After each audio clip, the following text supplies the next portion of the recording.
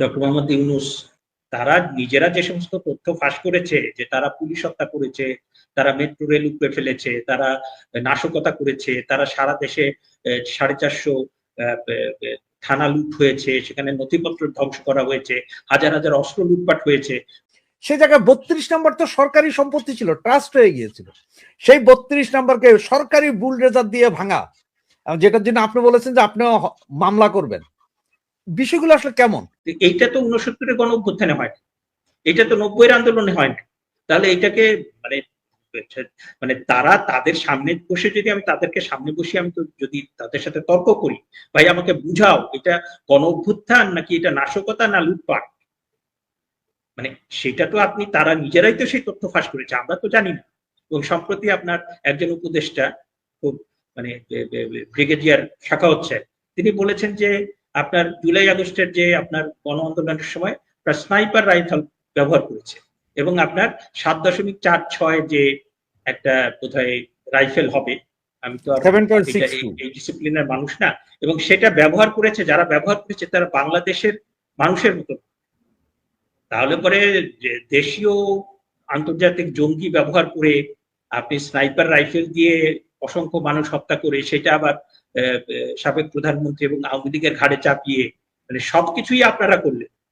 হ্যাঁ, প্রোপাগান্ডা করে আপনারা একটা ঘৃণা তৈরি করলেন, তারপরে নিজেরা নাশকতা করলেন, তারপরে নিজেরাই সেটা ফাঁস করলেন, তারপরে আপনাদের সবকিছু মিলে মানে আমি আসলে মানে কনফিউশনটা তৈরি তারাই করেছে এবং সেই তথ্যগুলো আমাদের সামনে আসছে। এবং আমি ব্যক্তিগতভাবে মনে করি হ্যাঁ, এটা ছাত্র জনতার অভ্যুত্থান তো অবশ্যই, এবং এখানে যারা নিয়মতান্ত্রিক ভাবে আন্দোলন করেছে, বিএনপি করেছে, বাম দলগুলো করেছে, সেটা তারা একদম একটা চেতনা নিয়ে করেছে। এবং একটা ধরেন একটা দেশের ভিতরে কোনো একটা দল ক্ষমতায় আছে, তাদের বিরুদ্ধে আন্দোলন হতে পারে, এটা গণতান্ত্রিক অধিকার, তাদের রেজিম পতন হতে পারে। যে আপনার বিএনপি ক্ষমতায়, আওয়ামী লীগ ক্ষমতায়, কিংবা অন্য কোনো দল ক্ষমতায়, সামরিক শাসক ক্ষমতায়, তাদের বিরুদ্ধে আন্দোলন হয়েছে, পতন হয়েছে, এটা তো আমাদের দেশে হতেই পারে, এটা নাথিং অ্যাবনর্মাল কিংবা আনইউজুয়াল। কিন্তু এখানে 5ই আগস্টের পরে আমরা যেটা দেখলাম যে শত শত পুলিশ হত্যা হচ্ছে, 450 থানা লুট হয়েছে, কয়েক হাজার অস্ত্র লুট হয়েছে, 1400 মানুষ মারা গেছে। এবং সেইটা মানে একটা মানে আমার মনে হলো, আমি বলে দিলাম, মানে ইউনাইটেড নেশনস এর যে আপনার হিউম্যান রাইটস ইয়ে, তারা 1400 মানুষের হিসাব দিয়েছে, সরকারি ওয়েবসাইটে হচ্ছে 843 না কতজন। এবং আপনি যখন এরকম একটা মানে তালিকা করবেন, সেই তালিকায় তো একটা প্রামাণিক তথ্য থাকতে হবে না, আপনার তো একটা প্রামাণিক তথ্য থাকতে হবে। এখানে মুক্তিযুদ্ধ বিরোধী শক্তি আপনাকে যে রিপোর্ট দিয়েছে, আপনি জাতিসংঘের নামে সেটা ছাপিয়ে দিয়েছেন। এখন তো আমার কাছে সেটাই মনে হচ্ছে। এবং জাতিসংঘের যে আপনার এই ভলকার টুক, তাকে নিয়ে তো বেশ কিছু দেশে বিক্ষোভ হয়েছে। এবং এই সমস্ত জাতিসংঘের মানে অনেক ক্ষেত্রেই জাতিসংঘ এবং আন্তর্জাতিক সংস্থা, মার্কিন যুক্তরাষ্ট্র এবং ওয়েস্টার্ন যে পারপাস, তারা কিন্তু সেটা সার্ভ করে, এবং তারা সেটা মিথ্যা তথ্য দিয়ে দেখেন। ইরাকের সাদ্দাম হোসেনের ক্ষেত্রে, ইরাকের সাদ্দাম হোসেনকে আপনার ইরাকে আক্রমণের আগে তাদের তরফ থেকে বলা হলো Tony Blair, he was the prime minister of মানে ইউকে, এবং তখন ছিলেন জুনিয়র বুশ। হ্যাঁ, তারা বললেন যে সাদ্দাম হোসেনের হাতে ওয়েপন অফ মাস ডিস্ট্রাকশন এটা আছে, এবং তারা সেটা আপনার সিএনএন, বিবিসি সবাই সেটা প্রচার করে সেখানে আক্রমণ পরিচালনা করলো, সাদ্দাম হোসেনের সরকারের পতন হলো, তাকে ফাঁসিতে ঝুলানো হলো, পুরো ইরাক কয়েক হাজার বছরের যে পুরাতন সভ্যতা সেটাকে ধ্বংস করে দেওয়া হলো। তারপরে এসে তারা বললেন যে আসলে আমাদের ওই তথ্য ভুল ছিল। তো এই তো আপনার ওয়েস্টার্ন মিডিয়া এবং জাতিসংঘ তাদের অনেক মানে অফিস, তারা ওয়েস্টার্ন যদি কোনো স্টেক থাকে সেটাকে সেই স্বার্থ হাসিল করার জন্য তারা মিথ্যা তথ্য, তারপরে তাদের মন গড়া, তারপরে তারা অনেক কিছু করে। হ্যাঁ, এটা শুধুমাত্র ইরাকের ক্ষেত্রে, আরো অনেক ক্ষেত্রে হয়েছে, এবার বাংলাদেশও সেটা ভিকটিম হয়েছে। স্যার, আপনি যখন ফরাসি বিপ্লবের কথা বললেন, আমি ফ্রান্সে আছি, তো আমার বাচ্চারা যেসব স্কুলে যায়, অনেক সময় ঘুরতে আমরাও যাই ওদের সাথে। ফরাসি বিপ্লবের সময় কিন্তু ব্যাপক সহিংসতা হয়েছিল, কিন্তু ওখানে দেখানো এখনো যে প্রামাণ্য চিত্র দেখানো হয়, রাস্তার মধ্যে বিনের যেই ইয়েগুলো আছে, বক্সগুলো, ওগুলা জ্বালাইছিল, ব্লকেট করেছিল, কিন্তু কোনো সরকারি স্থাপনায় তারা হাত দেয়নি। যেই সরকারের বিরুদ্ধে ফরাসি বিপ্লব হয়েছে তার কোনো স্থাপনার একটা ইটও খুলে নেয়নি। এবং এটা এখনো বলে ফরাসিরা মহিলাদেরকে এই জন্যই সম্মান করে যে সেকেন্ড ওয়ার্ল্ড ওয়ারের সময় ফ্রেঞ্চ মহিলারা বলেছিল যে তোমরা প্রয়োজনে আমাদেরকে ভোগ করতে পারো, কিন্তু আমাদের কোনো স্থাপনায় আক্রমণ করো না, মানে যেসব ইয়েগুলো আছে এগুলো আক্রমণ করো না। সে জায়গায় 32 নম্বর তো সরকারি সম্পত্তি ছিল, ট্রাস্ট হয়ে গিয়েছিল। সেই 32 নম্বরকে সরকারি বুলডোজার দিয়ে ভাঙা, যেটার জন্য আপনি বলেছেন যে আপনি মামলা করবেন। বিষয়গুলো আসলে কেমন? তারা যদি ফরাসি বিপ্লবের মতো ধরে, তাহলে আসলে বাংলাদেশে এটা তো বিপ্লব ছিল না, এটা কি জঙ্গি আক্রমণ ছিল না মূলত, যেটা আপনি ইরাকের কথা বললেন? এখন আমি ধরেন যে প্রথমেই আত্মসমালোচনায় যাব। আপনি যদি মুক্তিযুদ্ধের কথা বলেন, প্রথমে আত্মসমালোচনায় যাব যে 1971 সালে বাংলাদেশের মুক্তিযুদ্ধ অনেক বড় একটা ঘটনা। মানে হাজার বছরের ভিতরে, আপনি কয়েক হাজার বছরের ভিতরে বাংলাদেশের বাঙালি জাতির সবচেয়ে বড় ঘটনা মুক্তিযুদ্ধ। এবং এই যে মুক্তিযুদ্ধ বিরোধীরা খুব সুকৌশলে 24কে দাঁড় করানোর চেষ্টা করেছে 71-এর সাথে। হ্যাঁ, এইটা যে কত বড় মানে বুদ্ধিবৃত্তিক ভাবে কতটা প্রতিবন্ধী হলে এটা করে। হ্যাঁ, এবং এই যে মুক্তিযুদ্ধ বিরোধীরা বারবারই এটা করেছে। তারা তারা মানে তাদের যে অপকর্ম সেটা ঢাকার জন্য, এবং সেটাকে আপনার অন্য কিছু দিয়ে, আপনার 71-এর সামনে অন্য কিছু প্রতিস্থাপন করে তাদের নিজেদের কৃতিত্ব দেখাবার জন্য তারা যেটা করেছে, এটা আসলে আলটিমেটলি তাদের বিপক্ষেই যাবে। এবং আমি আত্মসমালোচনা করব এই জন্য যে আপনার 1971 সালে যখন আমরা মুক্তিযুদ্ধ করে এই দেশটা স্বাধীন করলাম, তখন আমাদের সরকারগুলোর উচিত ছিল একদম মুক্তিযুদ্ধের প্রামাণিক ইতিহাসটা তৈরি করা, ইতিহাসটা লিখে ফেলা। হ্যাঁ, মুক্তিযুদ্ধে কি কি হয়েছে। কারণ আমরা জানি যে সাবেক রাষ্ট্রপতি জিয়াউর রহমানের সময় হাসান হাফিজুর রহমানের সম্পাদনায় মুক্তিযুদ্ধের ইতিহাসের অনেকগুলো খণ্ড হয়েছে, 11 বা 12 খণ্ড হয়েছে। তা আমার কাছে যেটা মনে হয় যে 1972 সালে থেকেই এই মুক্তিযুদ্ধের ইতিহাসটা লেখা উচিত ছিল। এবং আপনার মুক্তিযুদ্ধটা হয়েছে, কিন্তু আপনাকে প্রথমে যে ইতিহাসটা লিখতে হবে যে এইটা ছিল একটা জনযুদ্ধ। ওই বিতর্কটাও আছে, ওখানে আমি যাবো না, মুক্তিযুদ্ধ জনযুদ্ধ। কিন্তু মুক্তিযুদ্ধের ভিতরে আপনার ধরেন যে অনেকগুলো সেক্টর ছিল, সেক্টর কমান্ডার, তারা তাদের নেতৃত্বে যুদ্ধ করেছে মুক্তিযোদ্ধারা। আবার ওদিকে অনেকগুলো জায়গাতে আপনার কৃষক শ্রমিক তাদের নেতৃত্বে যুদ্ধ হয়েছে। আবার অনেক জায়গাতে অনেকেই মানে কোনো ধরনের সরকারি সহযোগিতা ছাড়া, সামরিক সহযোগিতা ছাড়া তাদের মতো করে যুদ্ধ করেছেন। আবার অনেক শিল্পী সাহিত্যিক তারা কিন্তু আপনার রেডিওতে, তারপরে বিভিন্ন জায়গাতে তারা সাংস্কৃতিক ভাবে যারা মুক্তিযুদ্ধ করছেন তাদের উৎসাহ দিয়েছেন। আবার আপনি অনেককেই পাবেন যে আপনি বিদেশে বাংলাদেশের জন্য যে আপনার কূটনৈতিক সমর্থন কিংবা বাংলাদেশের স্বাধীনতার জন্য যে সমর্থন সেটা আদায় করার জন্য নানাভাবে লড়াই করেছেন। আমার কাছে মনে হয় যে মুক্তিযুদ্ধের ক্ষেত্রে আপনার সশস্ত্র সংগ্রাম একটা জিনিস, তারপরে আপনি কূটনৈতিক সংগ্রাম যেটা, তারপরে আন্তর্জাতিক ক্ষেত্রে এটা সমর্থন আদায়ের জন্য অনেকেই কাজ করেছেন, শিল্পী সাহিত্যিকরা কাজ করেছেন। এটার অনেকগুলো দিক আছে। এই দিকগুলো আপনি কিন্তু সেইভাবে আপনার মানে আমাদের এখানে মানে প্রামাণিক ভাবে লিখিত হয়, অনেকটাই হয়েছে কিন্তু অনেকটাই হয়। আরেকটা হচ্ছে যে আপনার মুক্তিযুদ্ধ পরপর আপনার মুক্তিযোদ্ধাদের তালিকাটা করা দরকার ছিল। এবং একই সাথে আপনার এই মুক্তিযুদ্ধের বিরোধী তো পাকিস্তান সেনাবাহিনী ছিল এবং তাদের যে সহযোগী, আমরা সেটা রাজাকার আল বদর আল শামস আমরা জানি, কিন্তু সেইটাও একটা তালিকাটা করা উচিত ছিল। তারপরে আমাদের মুক্তিযুদ্ধে 30 লক্ষ শহীদ হয়েছে, আপনার সেই শহীদের তালিকাটা করা দরকার ছিল।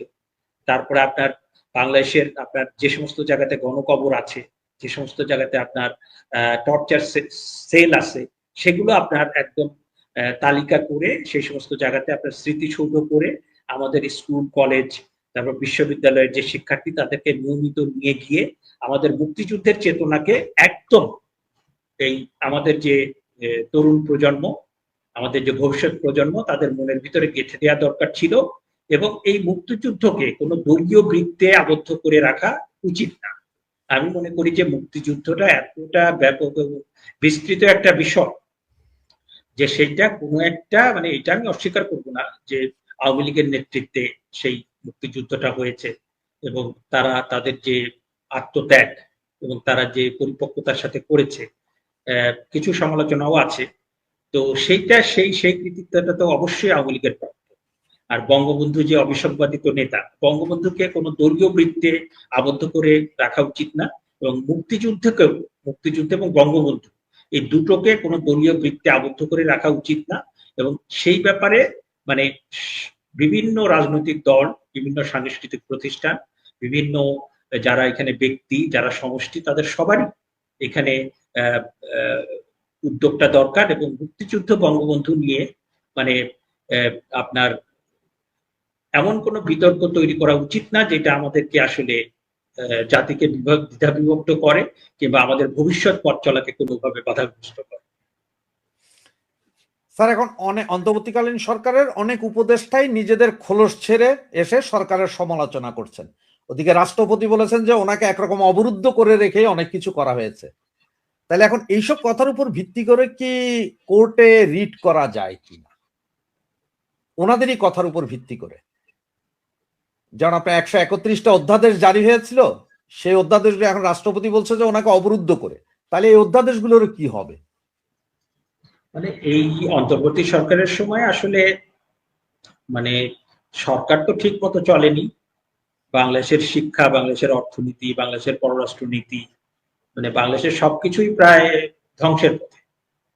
তার ভিতরে আবার তারা বাণিজ্য চুক্তি করে $22 বিলিয়ন দাসখত দিয়ে এসছেন। হ্যাঁ, এখন অনেকগুলো জায়গাতে আপনার মামলা করা যেতে পারে। একটা হচ্ছে যে আপনার সংবিধান লঙ্ঘনের জন্য মামলা হতে পারে।